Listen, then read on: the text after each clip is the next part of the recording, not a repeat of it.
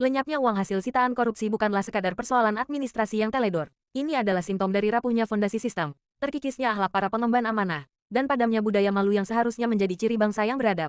Dalam perspektif hukum, hal ini bahkan dapat dikategorikan sebagai kejahatan sistemik, penggelapan uang negara yang dilakukan oleh negara itu sendiri.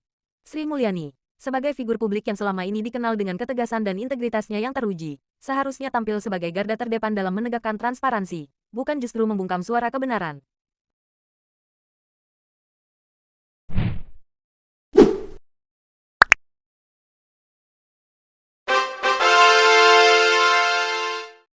Mengusik nurani Ibu Pertiwi, ketika harta haram dan anggaran negara berselingkuh. Di bumi Indonesia yang gemah ripah loh jinawi, yang beralaskan Pancasila sebagai pandangan hidup bangsa, setiap amanah kekuasaan seharusnya menjelmakan nilai-nilai luhur, keadilan sosial bagi seluruh rakyat Indonesia, kejujuran yang tak ternoda, dan pertanggungjawaban yang tulus di hadapan Ibu Pertiwi dan segenap warganya. Namun, sebuah paradoks getir mengoyak batin, kemanakah gerangan hilangnya pundi-pundi hasil sitaan korupsi yang konon telah kembali ke pangkuan negara, namun jejaknya samar dalam labirin laporan keuangan Kementerian Keuangan.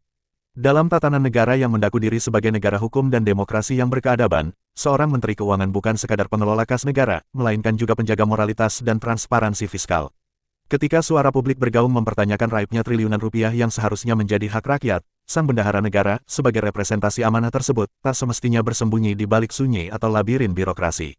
Keheningan dalam konteks ini bukanlah sikap netral, melainkan pengkhianatan terhadap hak asasi rakyat untuk mengetahui dan menuntut keadilan yang sejati.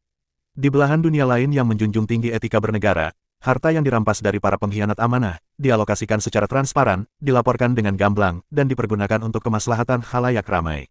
Membiayai pendidikan generasi penerus, meningkatkan kualitas kesehatan masyarakat, atau memulihkan luka para korban kejahatan korupsi.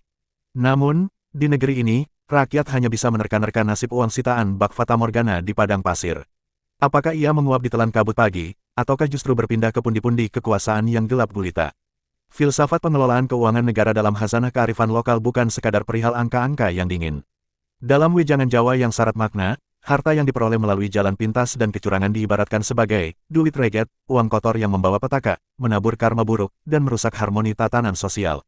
Dalam falsafah Minangkabau yang kaya akan nilai, diyakini bahwa harta haram takkan membawa barakah, harta yang diperoleh dengan cara haram tidak akan pernah membawa keberuntungan.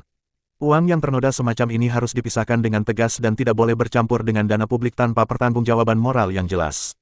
Maka, ketika uang hasil korupsi dibiarkan mengalir tanpa jejak dalam laporan resmi, negara sedang menodai air suci anggaran dengan lumpur nista korupsi.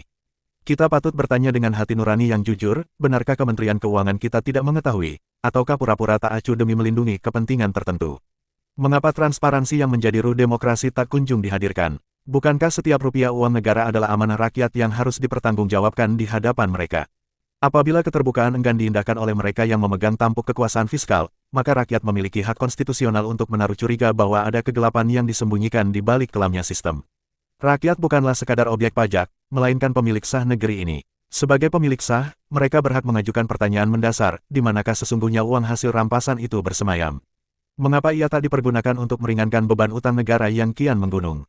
Atau untuk membangun rumah sakit yang layak bagi kaum papa? Atau untuk mensejahterakan para pahlawan tanpa tanda jasa yang berjuang di pelosok negeri?